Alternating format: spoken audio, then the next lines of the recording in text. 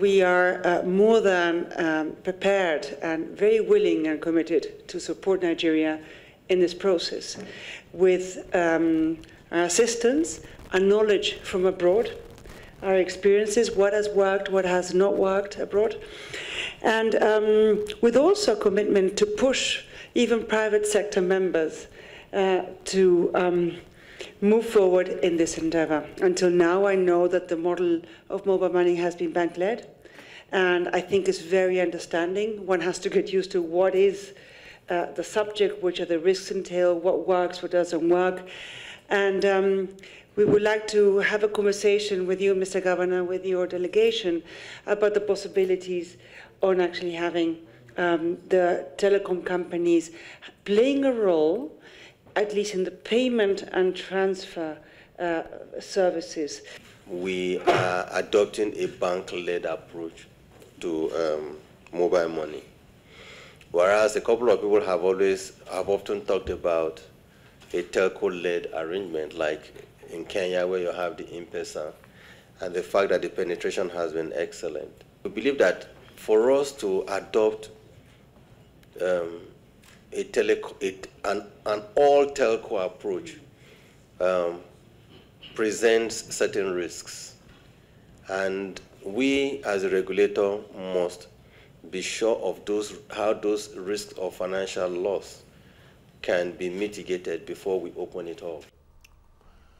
The World Bank's Doing Business report released on Tuesday indicates that Nigeria moved up 24 places to 145th in the world. For the first time, the country is recognized as one of the top 10 most improved economies in the world. The World Bank Doing Business project looks at business regulations and the enforcement across 190 economies. The World Bank highlighted 5 reforms making it easier to do business in states like Kano and Lagos, and the 2 cities covered by the report include still starting a business, dealing with construction permits, registering properties, and getting credit and paying taxes. Well, this has been on the front burner all through the week. But I have with me in the studio the chief facilitator of Nigeria Ease of Doing Business Initiative, Lai Omotola, who joins us to discuss this. Thank you very much for joining us on Business Nigeria. Thank you for having me. Well, I'm going to start with this ranking. 24 places. I don't think that is easy. I think the government should be commended. Many analysts have said it's a step in the right direction. Absolutely, yes. It's correct. When you begin to look at what we did last year, we just moved 1 step and compared to 24 steps right now. And this is highly commendable, and it's good news for Nigeria. The ease of doing business thing has been on the front burner of this administration. The vice president has chaired lots of committees.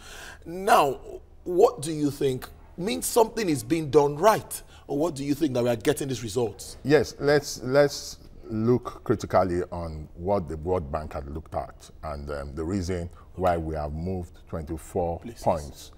The reason is basically because of the reforms and the regulations that we've been able to do. Mainly, number 1, the National Collateral Registry Bill that the National Assembly endorsed, the Credit Bureau Bill that the National Assembly also did.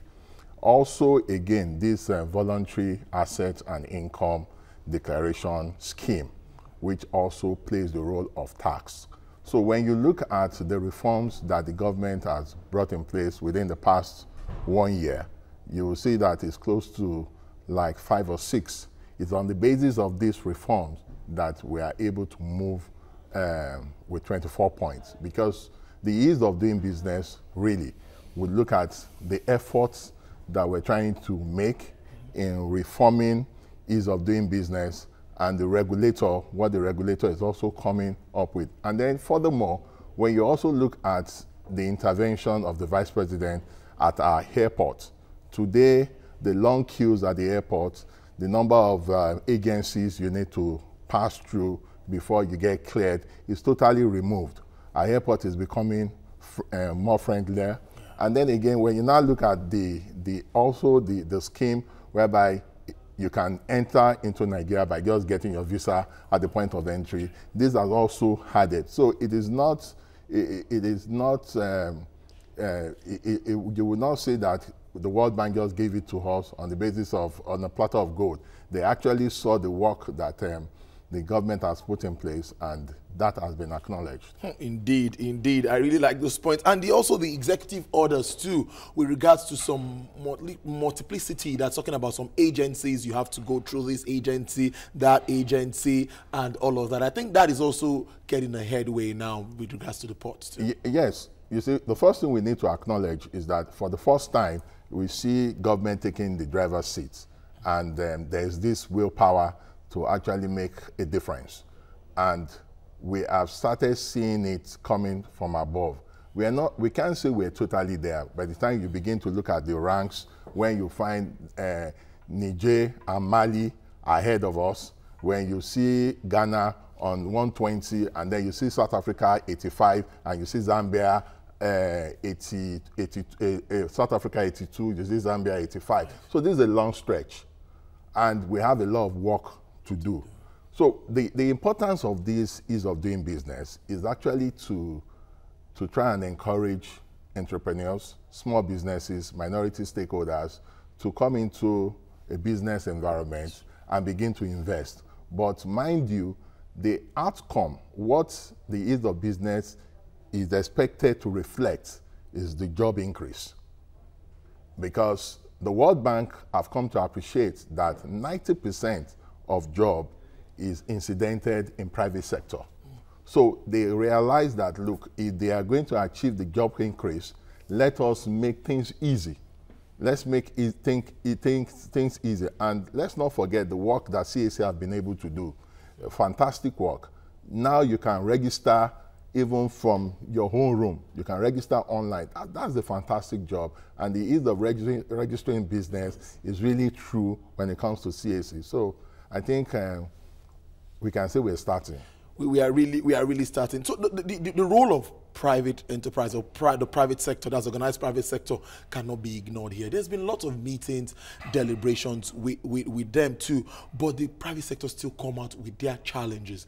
They still have lots of challenges, which I know you also know that business people face. Now we want to move ahead. You are a facilitator of this ease of doing. Tell us, how far have you, what have you done in your capacity? You see, the environment is still very harsh, even for the big companies. When you see them do their AGM, they will always report that the environment is harsh and extremely difficult. But what we've seen is that the government have realized that we cannot continue to work in a very harsh environment. And then secondly, the government must also respect the entrepreneurs. The people, our local entrepreneurs investing in Nigeria must be given the due respect and must also be encouraged. And they must also see them as the cardinal people that would catapult the economy. Now, in our own case, what we think that is very, very important is that the government have initiated it, but it's also important for us to begin to domesticate it. We begin to move into states that are still not aware. We begin to move into MDAs that are still not aware. We begin to facilitate discussions amongst the MDAs. I give you an example. NAFDAC, for example, have started cutting some fees for SMEs. Yes, NAFDAC has started doing that. The same thing we want to say with other regulatory agencies, because you see, one of the things we must also fight government for is that regulatory agencies should not be means of revenue generation. Because we've seen in recent time that certain governments have started giving targets for regulatory agencies. Because there are certain regulatory agencies that we can't set target for. Otherwise, we're going to have a backslash. So it's important that we begin to expatiate on this. And I think that when we continue with this pace we're going to get to the first 100. First 100, that will be a very good one. Yeah. The level of public-private partnership where we run in Nigeria, even with the infrastructure deficit, which is also something that will affect doing business, is it really up to? There was a time we were meeting with China, we had some meetings with some foreign countries, but we seem not to be hearing a lot about that anymore. The private sector is going through a very serious phase right now in the terms of I mean, as a private investor, if your banks are not willing to fund, there's little or nothing you can do. Today, the Nigerian banks are taking a reverse seat, and their attitude towards big projects, financing big projects, has gone down to zero, and they know the reason why. So if you want a private-public partnership, you must be sure that the banks are ready to provide the funding. And my answer to that is that the banks are not ready. There is no eagerness to do that. So this would considerably affect PPP projects. And that is why you've not seen any major PPP project in the past 2 years, because the banks are having their own structural challenges that they want to overcome. And then the bank again is also saying that the government is also competing with them concerning funds, because the treasury bills that the government is bringing out and is competing with people that ordinarily want to come and save in the bank. And if they can't get people to save in the bank and people are investing more into treasury bills, it's definitely going to affect funding. So the PPP has a problem now, and until we all sit down and look at all those issues and try and solve it, we are not going to see infrastructure develop at the pace that we want. Now that we have identified that, okay, fine, there's improvement. Yes. We are seeing that there is improvement. There are lots of projections also by the IMF and the World Bank saying Nigeria will grow at so percent, and so percent. Lots of projections. Even that's not even to get to our economic recovery and growth plan, which is another document entirely. But some analysts will say that World Bank reports, please don't let us really take it seriously. But I don't think it should be ignored. Are these projections right? Are we looking at them? Is it really, really bright? No, the projections are even conservative, because Nigeria has, in all sectors, have very high growth potential. And I really mean it, high growth potential. There is no sector that you can mention that we've even been able to do up to a quarter of our potential. Be it agriculture, transportation, you name it. So the growth potential is there. But how do we get there? There are a lot of challenges. You have two major challenges: the technical challenge, that is the human capacity, and the funding challenge. One of the major challenges we have today is the funding challenge. So the funding structure, and that was why the Minister for Works and Housing and Power was proposing that why don't we begin to tap into the pensions fund, do you understand, to finance our infrastructure. But that is still a long trek, because the pension people are not too eager to go in that direction. So we now have to begin to develop some other financial instrument to fund our infrastructure. And to even get the attention of the world on funding infrastructure, we need close to ₦1 trillion. And our budget for infrastructure at the federal level is not up to 200 billion. And we need to spend ₦1 trillion every year. We're doing some bonds. We're doing some Sukuk and federal government bonds and all of that. The Sukuk bond was just 100 billion. Do you understand? That is just a drop in the mighty ocean. 100 billion. You have 190,000 kilometers of road in Nigeria. 190,000 kilometers of road. Discount that by 40%. Do you understand? How much do you need to construct all this road? And you see, the road that you have to develop now are the roads that would have to last you for 15 years. And even economically viable roads. Exactly. So for our infrastructure needs a great attention, and we need to sit down to try and map it out. And if we can't get the PPP side, then getting the funding at the required concessionary rate is another challenge. And you're aware that the government is now asking for $5.5 billion, which is in the House, is in the National Assembly, and out of it is probably we're looking at 2.1 billion to finance our infrastructure. And again, we have the challenges because it still has to go through the Bureau of Public Procurement and the rest of the thing, mobilization to site, rainy season comes, and then the contractor can't perform at optimal level. So we need to retweak the whole thing because two things, if we don't get our infrastructure well and we don't get our entrepreneurship spirits back in shape, we can't get the economy kicking. Almost finally now, this report, many say it will attract investors. Investors will see this report and say, oh, Nigeria, one of the 10 most business-friendly economy now, then moved up 24 points. Do you really see this bring this foreign direct investment, which we really need at this time to stabilize? Now, a lot of people outside Nigeria, when they want to look at Nigeria, they look at it from the lens of World Bank. They understand, they believe the World Bank document as the alpha and omega, they understand it. And because they want a document that is authoritative, most foreign investors rely on that report. And I can tell you for free that this will probably reignite the foreign investment that we've always been looking at. That confidence is rebuilt already? This will go a long way, but we can always work. The challenge now is to work for us to be first 100. That's where we belong. Lai Omotola, Chief Facilitator of Nigeria Ease of Doing Business Initiative. I must thank you for sharing your thoughts with us on Business Nigeria, on this very important feat, at least being made by Nigeria. We expect more, just like everybody expects to. Thank you for joining us again. Thank you for having me here. Well, we'll take a break, and when we return, TVC News business editor Effiong Ekop will join us live from the stock exchange to give us figures of how the market actually closed. Don't go away, it's Business Nigeria.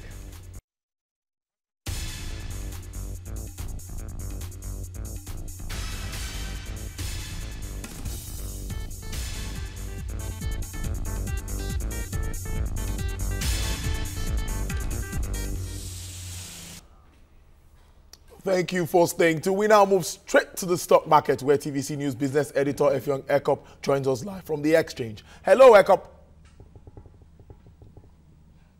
Hello, good afternoon, Tolu.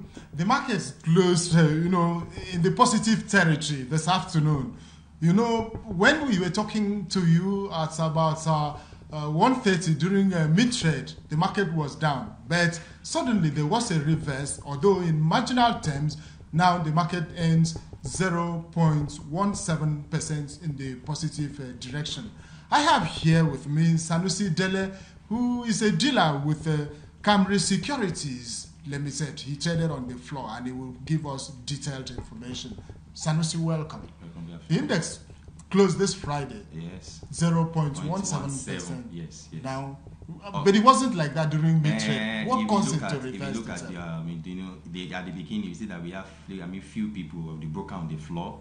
Though some people also may have been trading in their various offices.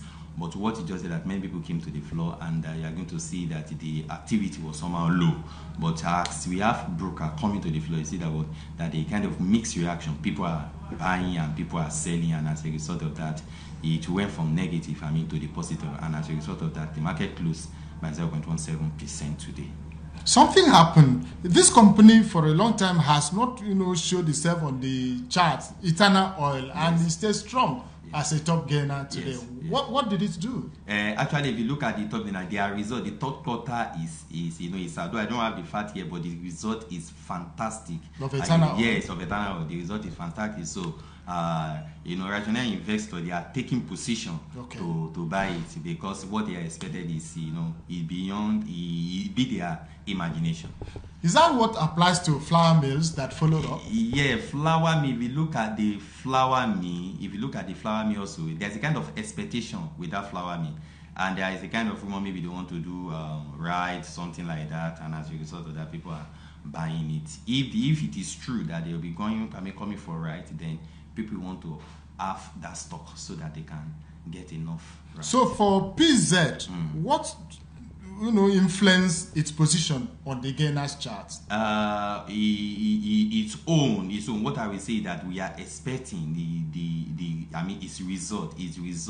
Third quarter result is not yet out. Okay. So that is why its only result is not yet out, and there is expectation that they will perform very well. That's what you're talking about, market expectation about the company. Yes. Okay. And so now we look at we've talked about flour mills. Let's gone to the other side of the market. We see Presco, yes. the agri company, yes. positioning itself very well from Benin, Edo State. Yes. It's been coming regularly on the charts of yes. gainers and losers. Yes. But today it's topped the losers chart. Yes. Well, what I can see from my own opinion that in response to this idea that people are just taking profit. Okay. Let me use that word. They are taking profit. Let that just it. So the result, the stock is good. So people are just taking profit. Linkers Insurance left the trading floor with a back of losses. Yes. What happened? Expectations sometime, or we can say that, I said that something happened today. Many people are exiting while many people are entering. So it depends on the volume and the willing price that the investor is willing to pay. So for that one, I can just say that maybe because of the exit and entry. So we round up with the ICO Insurance that was also a loser. Yes. Why?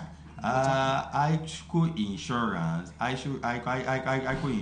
can say that also maybe profit taking because the price was moving maybe 0.53 to 0.57 or something like that.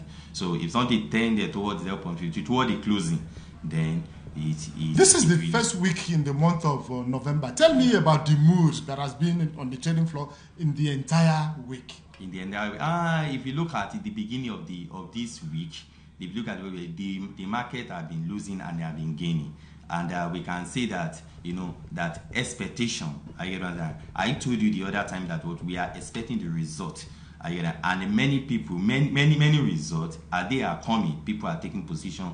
People are taking profit. So what you just said that a mixed reaction is what you just. Sanusi, thank you so very much. We do not have much time. I appreciate that you've come to analyze this with us. Thank you very much. Thank you.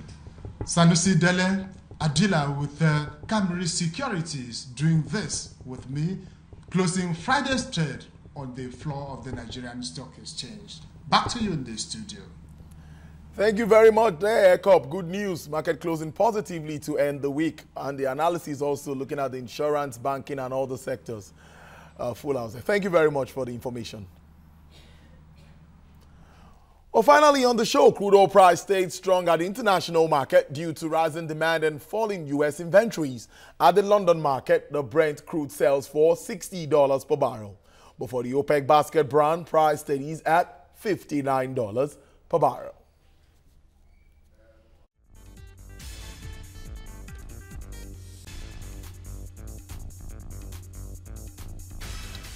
Well, that's a wrap on the show today. Join us at Monday, God willing, for fresh and more incisive analysis. I must thank you for watching. On behalf of the entire production crew, I am Tolu Lokpe Ogunjobi. Bye for now.